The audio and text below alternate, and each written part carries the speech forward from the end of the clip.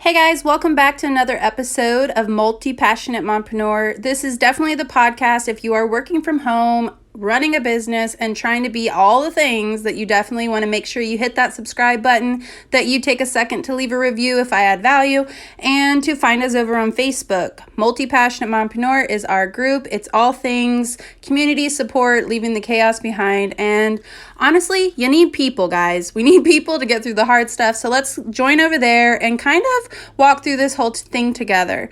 So there's a lot of feelings of getting things in balance, and sometimes that has to do with managing our children. Yes, we talk about managing our time. We talk about managing projects and workflows and all those things.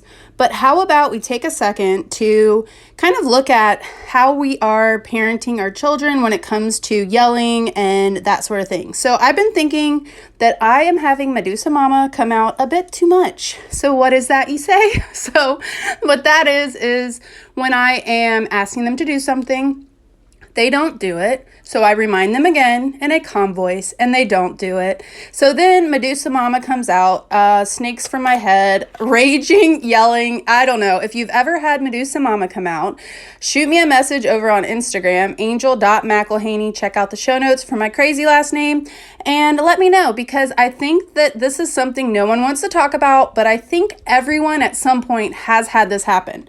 So if this has happened to you, definitely let's connect over there. All right, so today I'm going to give you the 5 R's of positive parenting. So this was actually something that I found from Parenting Solutions online. I've actually messaged her to try to have her on the show. Hopefully at some point she will. All right, so here we go. The 5 R's of positive parenting. This is so that you don't yell anymore or less, or hopefully that you at least kind of gain some strategy behind the whole process, right? All right, so R number 1. Respectful. And I will say that basically when I was going through college, my degree is in early childhood, pre-K to 3rd. My favorite approach to classroom management was the responsive approach. The reason I like this is the kids made the rules with you, but the guidelines, basically every rule they could come up with is essentially respecting themselves, respecting others, and respecting the environment. Go ahead, try it. Try to think of a rule, and one of it will come back to those 3 core rules. And so that is something that I've always really loved. So the consequence that you make for your children whenever they go off track needs to be respectful. So this is where you want to, she calls it taking away the blame, the shame, or the pain. And so you're not trying to be one-upping them. You're not trying to have that control, which I'm an 8, guys. I like control. So that's something I'm definitely working on. So your kids need to make sure that they don't like the consequence. They don't need to like that, but they need to have it fair. And so for this to be fair, the next R we have is related. So I want you to think about relating your consequence for a behavior to something logical. So a logical consequence, for instance, Ty's supposed to switch over the clothes, and I fold them each night on my bed, okay?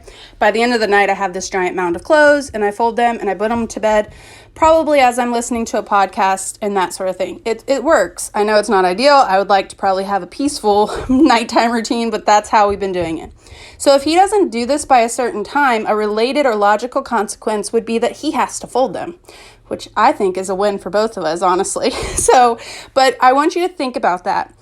Number 3, reasonable in duration.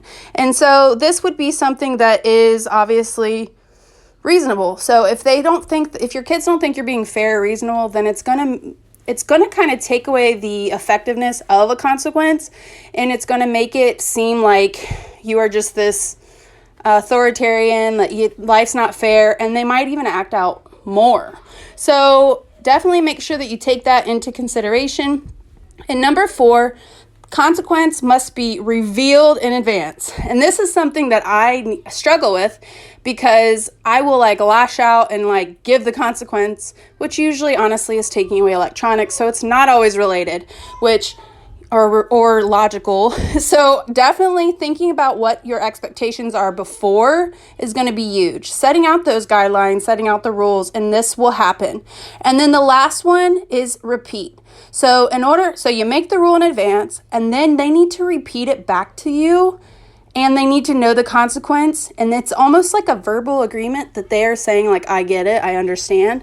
And I think part of it is also having this conversation, because chances are they know that if it's something fair, that like, okay, Ty, I need to do the clothes and have them on my bed by this time, or guess what? I'm like going to bed, like I'm sleeping, or I'm in my nighttime routine. So that's not cool that, you've interrupted that. So something to think about. And definitely the repeating back kind of gets it into their brain, I think, and it kind of cements that.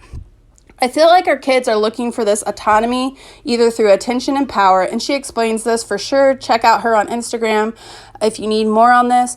But I want you to think about the different behaviors that are happening in your house, especially with everything going on. They might be feeling, that they want more attention, or they're not feeling like they're getting to have like the social interaction or the experiences that they normally would. Maybe their sports are kind of not being done and they're not having that outlet. Maybe you are trying to work from home, so you're not having as much attention to them that you normally would.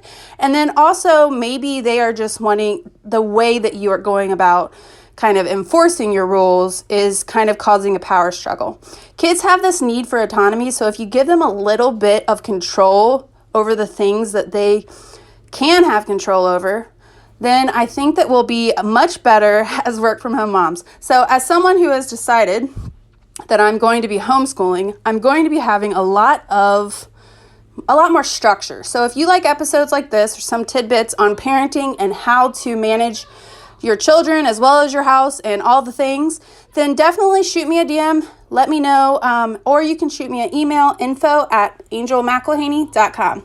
All right, guys. Well, I hope this added value. If it did, hop over and leave me a review. And until next time, just want to remind you, you are capable, you are strong, and you can do the hard stuff.